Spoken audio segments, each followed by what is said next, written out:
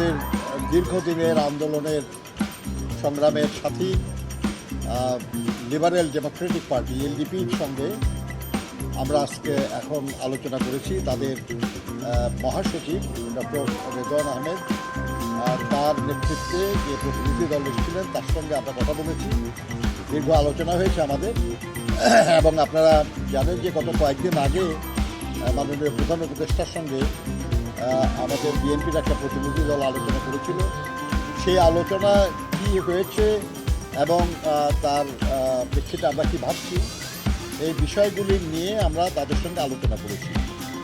আমরা এরকম তাদের সঙ্গে এবং আমাদের আরও যারা আমাদের সঙ্গী আছেন আন্দোলন সংগ্রামের, তাদের সঙ্গে নিয়মিতইভাবে আলাপ করে থাকি। আমরা আজকেও সেটা করেছি, কারণ আমরা মনে করি যে যারা আমরা লড়াই সংগ্রামে একসাথে ছিলাম এবং আমাদের নেতা জনাব তারেক রহমান অলরেডি ঘোষণা করেছেন যে যারা আন্দোলন সংগ্রামে আমরা রাজপথে একসাথে ছিলাম, আগামী দিনেও আমরা একসাথেই থাকবো, রাষ্ট্র পরিচালনায় আমরা একসাথে থাকবো। তো সেই জন্য কী আলোচনা হয়েছে এই বিষয়টা আমরা আমাদের সাথী এলডিপি নেতৃবৃন্দকে অবহিত করেছি এবং তারা তাদের মতামত ব্যক্ত করেছেন, আমরা শুনেছি।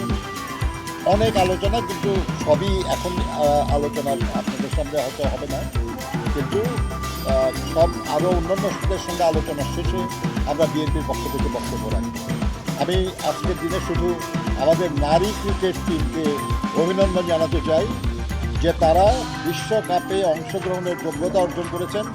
আমরা তাদেরকে বিএনপি চেয়ারপারসন দেশের বেগম খালেদা জিয়া, ভারপ্রাপ্ত চেয়ারম্যান জনাব তারেক রহমান, মহাসচিব মির্জা ফখরুল ইসলাম আলমগীর সহ বিএনপির পক্ষ থেকে তাদেরকে অভিনন্দন জানাই এবং তারা আমাদের মর্যাদা বাড়িয়েছেন, বিশ্ব পরিমণ্ডলে আমাদের সুনাম বাড়িয়েছেন, সেই জন্য তাদেরকে ধন্যবাদ।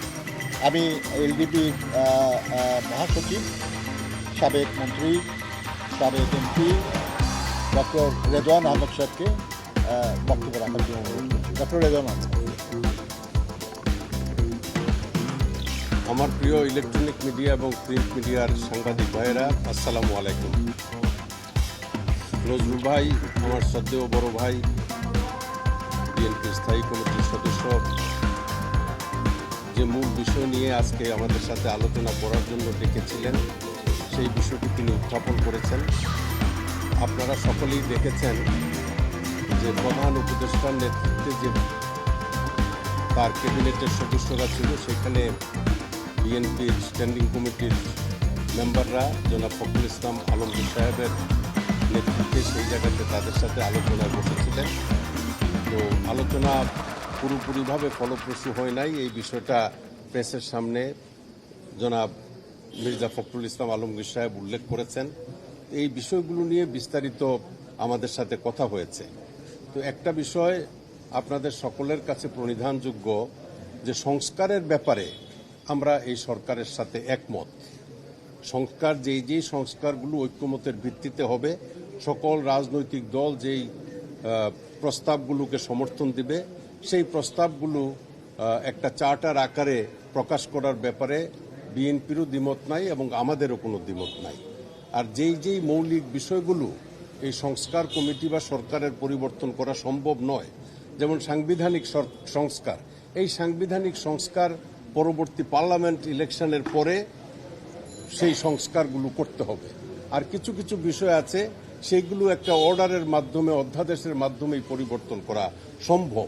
তো আমরা আমাদের পক্ষ থেকে এই কমিশনের কাছে আমরা প্রস্তাব দিয়েছি যেই বিষয়গুলোতে সংস্কার করার ব্যাপারে আমরা ঐক্যমত হয়েছি এবং যেই বিষয়গুলোতে আমরা সংস্কার করার প্রস্তাব দিয়েছি এবং বিএনপিও অনেক প্রস্তাব দিয়েছে এবং অন্যান্য রাজনৈতিক দলও অনেকগুলো সংস্কারের ব্যাপারে ঐক্যমতে পৌঁছেছেন। এই সংস্কারগুলো বাস্তবায়ন করার ব্যাপারে আমাদের কারো কোনো রকম দ্বিমত নাই এবং আজকে 9 মাস হয়ে গেছে, কিছু কিছু সংস্কার কার্যক্রম ইতিমধ্যেই তাদের বাস্তবায়ন করা উচিত ছিল বলে আমরা মনে করি।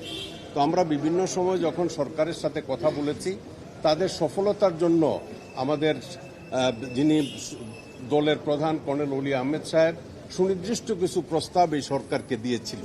এই প্রস্তাবগুলোর মধ্যে যারা স্বৈরাচারের দোসর ছিল আজকে একদম এই উপজেলা থানা পর্যায় থেকে শুরু করে কেন্দ্র পর্যন্ত সচিবালয় পর্যন্ত ওই স্বৈরাচারের দোসরদেরকে নিয়েই তারা এক জায়গা থেকে আরেক জায়গায় কাজকর্ম বাস্তবায়ন করতে চাচ্ছে, যেটা কোনোদিনও সম্ভব হবে না। আজকেও এক পত্রিকায় দেখলাম এক স্বৈরাচারের দোসর জনপ্রশাসনেও আবার তাকে মুখপত্র হিসাবে নিয়োগ দেওয়া হয়েছে। এই স্বৈরাচারের লোকজন যদি বিভিন্ন জায়গায় সরকারের থাকে তাহলে তো তাদের মাধ্যমে শেখ হাসিনার সংস্কার বাস্তবায়ন ছাড়া এই সরকারের সংস্কার বাস্তবায়ন হবে না।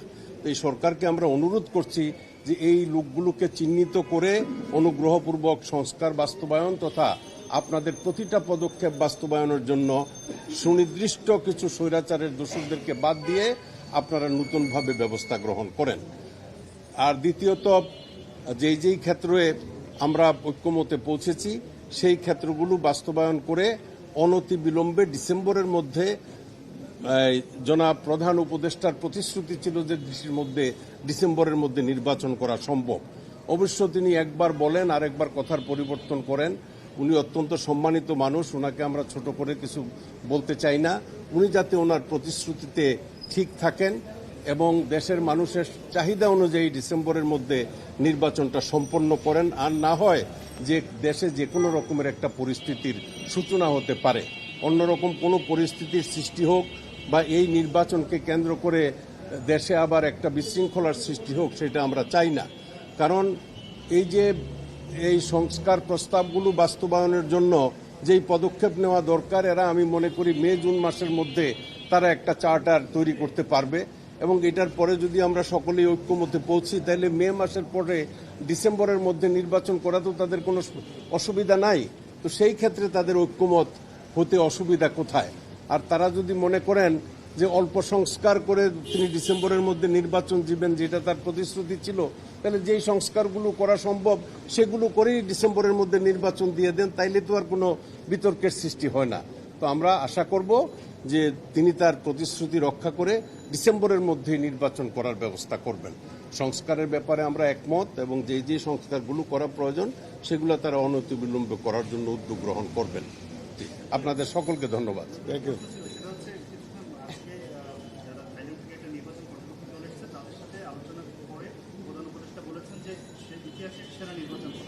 হ্যাঁ, সেরা নির্বাচন উপহার দিবেন, আপনারা কিভাবে দেখছেন? তারাই সেরা নির্বাচন উপহার দিবেন, ভালো তো, এটা তার আকাঙ্ক্ষার কথা উনি ব্যক্ত করেছেন। আমরা আশা করব যে তার আকাঙ্ক্ষা পরিপূর্ণ হবে। আমরাও তো সেরা নির্বাচন চাই, বাংলাদেশের জনগণও তো সেরা নির্বাচন চায়। কাজে এটি নিয়ে মন্তব্য করার তো কিছু নাই। বিএনপির সাথেও গতকালকে এই